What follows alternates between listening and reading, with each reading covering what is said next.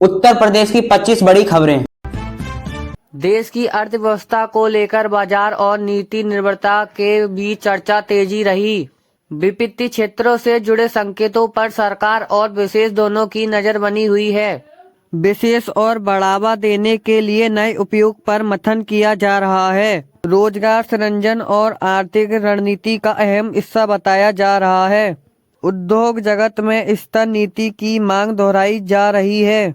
छोटे और मध्यम कारोबार को राहत देने पर विचार करा जा रहा है। महंगाई को नियंत्रण रखने के लिए निगरानी बढ़ाई जा रही है।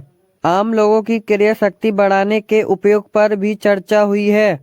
बुनियादी ढांचे पर विशेष भी भविष्य की जरूरत बताई गई है। वैश्विक हालत का असर घरेलू अर्थव्यवस्था पर भी देखा जा रहा है। विशेषज्ञों का मानना है कि संतुलित फैसले जरूरी हैं। आने वाले समय में आर्थिक दिशा और स्पष्ट होने वाली उम्मीद जताई जा रही है। अर्थ सेवाओं को लेकर देश भर में प्रशासनिक सक्रियता देखी जा रही है और सरकार इस क्षेत्र में सुधार के संकेत दे रही है। केंद्र और राज्यों के बीच सामान्य बैठकों में अस्पतालों की स्थिति समीक्षा की गई। सरकारी अस्पतालों में सुविधाएं बढ़ाने पर जोर दिया। डॉक्टरों और नर्सिंग स्टाफ की कमी को दूर करने के लिए योजना पर चर्चा हुई।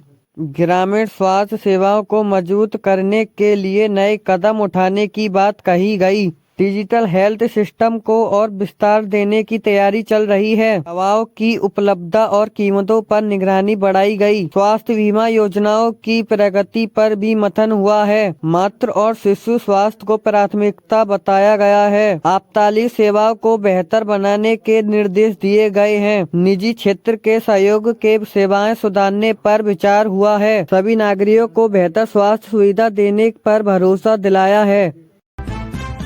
मौसम और पर्यावरण को लेकर देश भर में सतर्कता बढ़ाई गई है और संबंधित एजेंसियां अलर्ट मोड पर हैं। कई राज्यों में मौसम में बदलाव के संकेत मिले हैं, जिससे प्रशासन ने तैयारी तेज कर दी है। ठंड और कोहरे का असर यातायात पर पड़ने की संभावना जताई गई है। किसानों को फसलों की सुरक्षा के लिए जरूरत सलाह जारी की गई है। पर्यावरण संरक्षण को लेकर नई योजना पर चर्चा तेज कर दी है। वायु प्रदूषण को नियंत्रण करने के लिए सख्त कदमों की बात कही गई है। अच्छा और नवीकरणीय ऊर्जा को बढ़ावा देने पर जोर दिया गया है। जल संरक्षण को राष्ट्रीय प्राथमिकता के रूप में देखा जा रहा है। जलवायु परिवर्तन से निपटने की रणनीति पर मंथन चल रहा है। आम नागरिकों से पर्यावरण की प्रति जागरूक रहने की अपील की गई है। सरकारी एजेंसियों को लगातार निगरानी के निर्देश दिए गए हैं। सतत विकास के लक्ष्य को दोहराते हुए सरकार ने प्रति जताई गई है।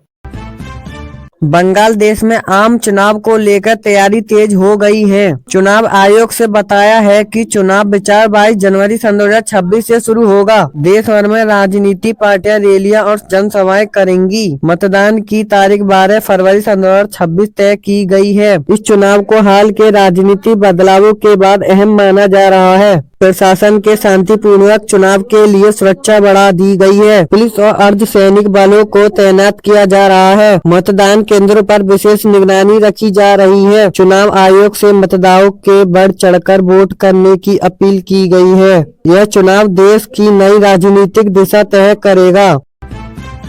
बंगाल देश में चुनाव से पहले फेक न्यूज का खतरा बढ़ गया है। सरकार ने कहा है कि सोशल मीडिया पर गलत खबरें फैल रही हैं। इन खबरों का मकसद मतदाताओं का भ्रमित करना बताया जा रहा है। चुनाव आयोग से साइबर एजेंसियां सतर्क हो गई हैं। फर्जी वीडियो और झूठे बयान तेजी से वायरल हो रहे हैं। सरकार ने ऐसे मामलों पर सख्त कार्रवाई की चेतावनी दी है। सोशल मीडिया प्लेटफॉर्म से सहयोग की मांग की गई है। राजनीतिक दलों को जिम्मेदारी से विचार करने की सलाह दी गई है। विशेषज्ञों का कहना है कि फेक न्यूज चुनाव को प्रभावित कर सकती है। निष्पक्ष चुनाव के लिए सही जानकारी बेहतर जरूरी मानी जा रही है।